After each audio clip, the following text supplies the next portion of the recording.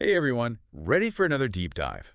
Today we're cracking open Brian Tracy's Unlimited Sales Success. Oh, yeah, this one's a classic. It really is. And, so much has changed in the world of sales even since this book came out. So Definitely. I'm excited to see what still holds up, what's timeless advice, and what might need a little, I don't know, like a 2023 update. For sure, for sure. So right off the bat, Tracy throws out these 6 new realities of selling. And it's like, bam, he's hitting us with the truth. Right out of the gate. Increased competition, Yeah. customers who are way more demanding, longer sales cycles. Like, It's a different world. it is, it is. And I think he nails it when he says buyers are so much more informed these days. Oh, absolutely, yeah. They've done their research, they're comparing you to everyone else, and And of options. so many options. So how do we stand out? Well, Tracy really stresses this idea, like, you need to understand your ideal customer. Deeply. Deeply, yeah. Like, what are their pain points? What are they actually trying to achieve? Not just what you want to sell them. Exactly. It's got to be about them, not you. What I found interesting was Tracy admitting that he used to just, like, wing it. Oh, really? Early in his career, he just walk into these meetings and talk and hope for the best. No real plan. Wow, so he's speaking from experience. Hard-won experience. And I think that makes his advice even more powerful. Makes it relatable. Yeah. So he really emphasizes preparation and not just like having a slick presentation. No, no. It's about knowing your stuff, being ready for anything. Being able to answer those tough questions. So another big concept is the 80-20 rule, right? 20% of salespeople are making 80% of the sales. Always seems to work out that way, right? Yeah, it does. But he doesn't just say, okay, work harder. He's got this whole JOSPA strategy, which is all about working smarter. JOSPA, right. It stands for goals, objectives, strategies, plans, and activities. Okay, break it down for me. How do we actually use this thing? So you start with your big picture goal, right? Like, what do you really want to achieve? Then you break that down into those specific, measurable objectives, and then Okay. you can create your strategies to hit those objectives, and then those become actionable plans, and finally, it's all about those daily activities that keep you moving forward. So it's like zoom out, big picture, and then zoom in. What am I doing today? Exactly. I like it.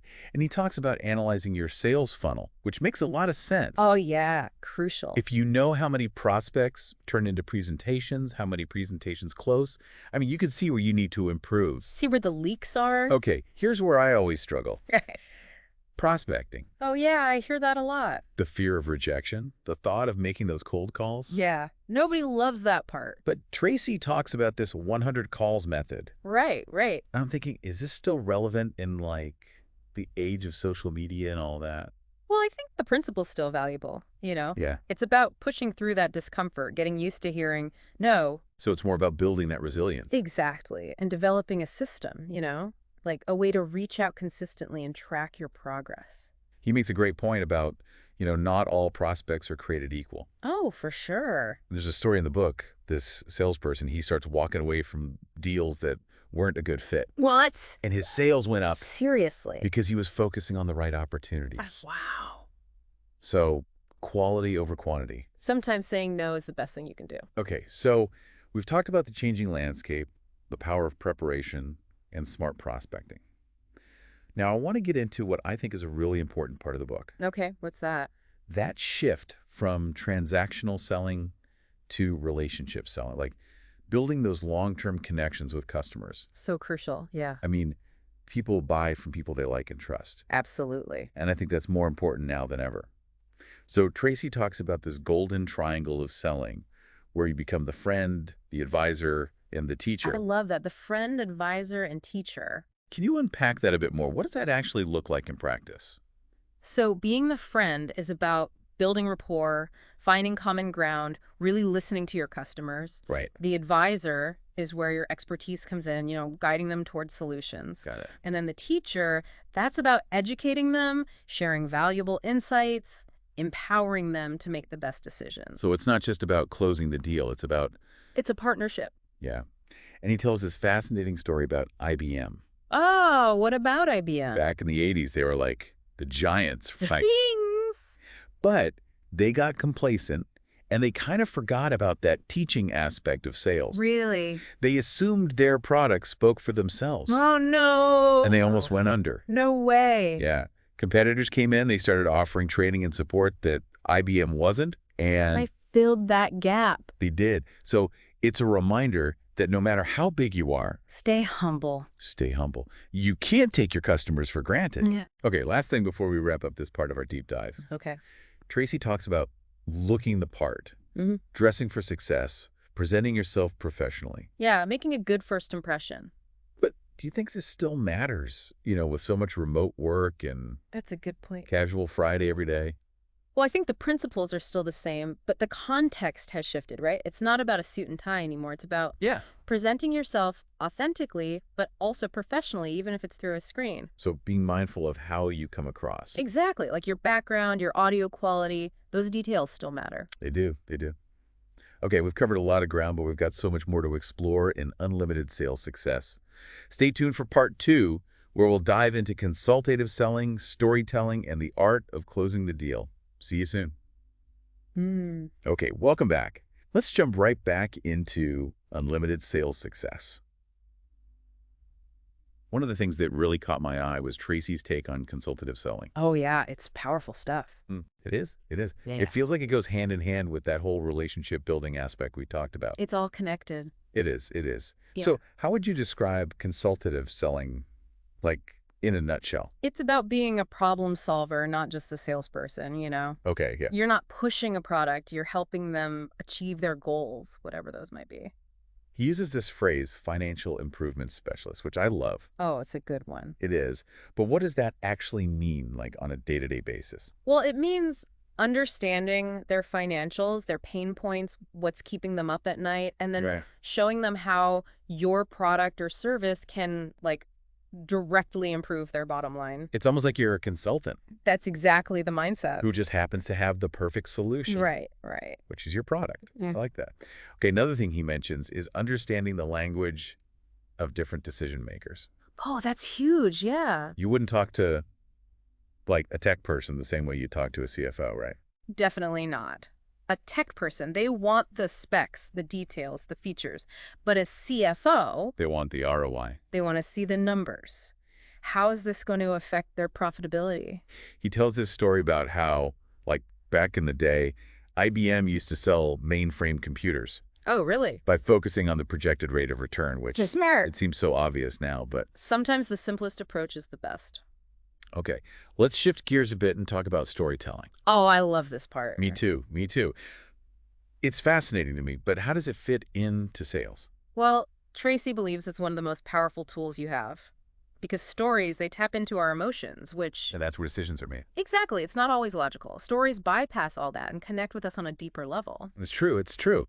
He recommends collecting, like, testimonials, success stories from your customers. Yeah. Social proof is so powerful. It is. It's way more convincing to hear it from someone who's actually used your product. Than from you just bragging about it. Right. He also talks about these dual stories, which I thought was interesting. What's that?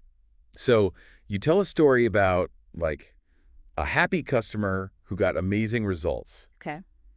And then you contrast that with a story about someone who, like, didn't buy Oh, and regretted it. and regretted it. It shows both sides, the potential gain and the potential loss. That's clever. Okay, so we've talked about relationships, consulting, storytelling.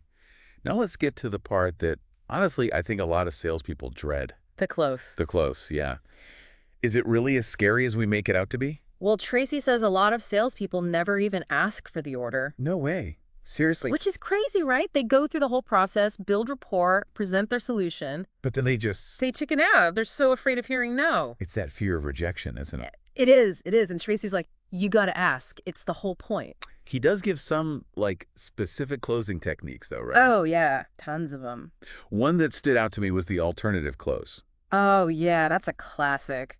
Like, give them a choice, but both options lead to a sale. Exactly. Would you prefer delivery on Tuesday or Thursday? So it's assuming the sale's already happening. It's subtle but powerful. I like that. Doesn't feel pushy. He also talks about the authorization close. Oh, where you basically fill out the order form with them. And then just ask for their signature. Like it's a formality. It creates that momentum like it's already a done deal. It's psychology. Speaking of psychology, how do we handle objections? Because, let's be honest, they happen. Oh, they're part of the process. Tracy actually sees them as a good thing. What? It means the customer is engaged, they're thinking about it. Okay, that's a different way to look at it. He has a simple formula for dealing with them. Answer politely, give them proof, confirm they understand, and move forward. So you're not getting defensive, you're addressing their concern. And then keeping the conversation moving. He talks about that classic, let me think it over, objection. Oh, that one. Yeah. Like a punch to the gut.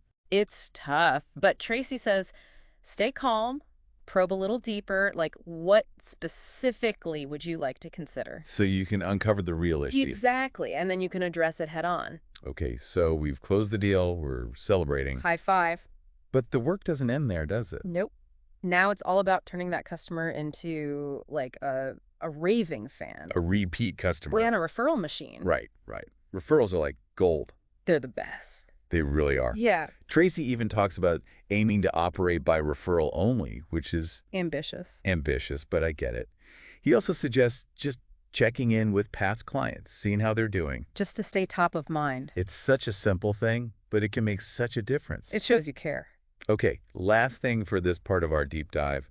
He mentions Fred Reicheld's ultimate question. Yeah. It was Will you recommend us to others?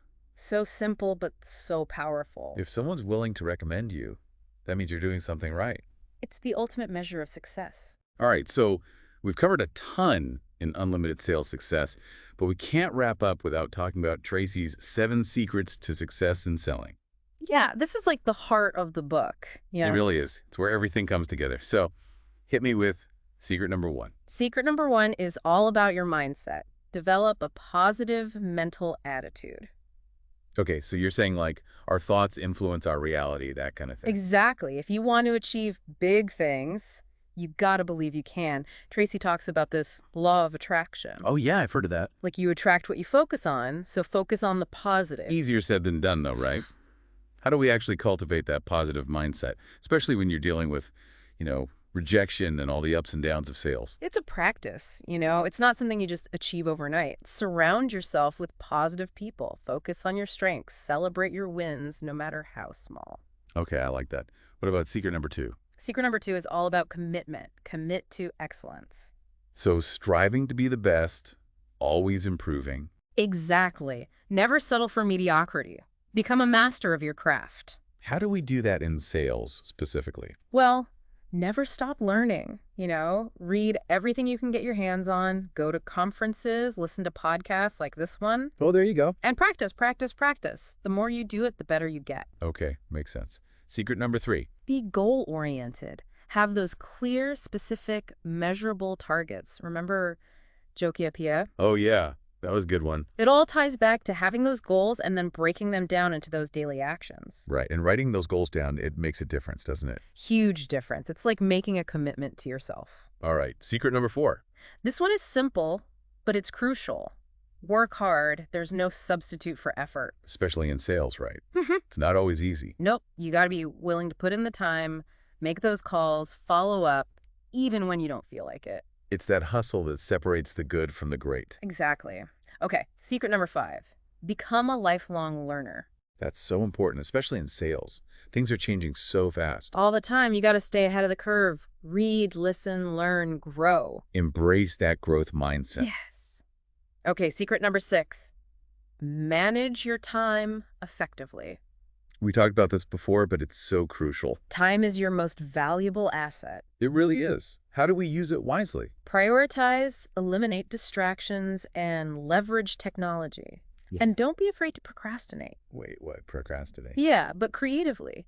Put off those low-value tasks so you can focus on the things that really matter. Okay, that makes sense.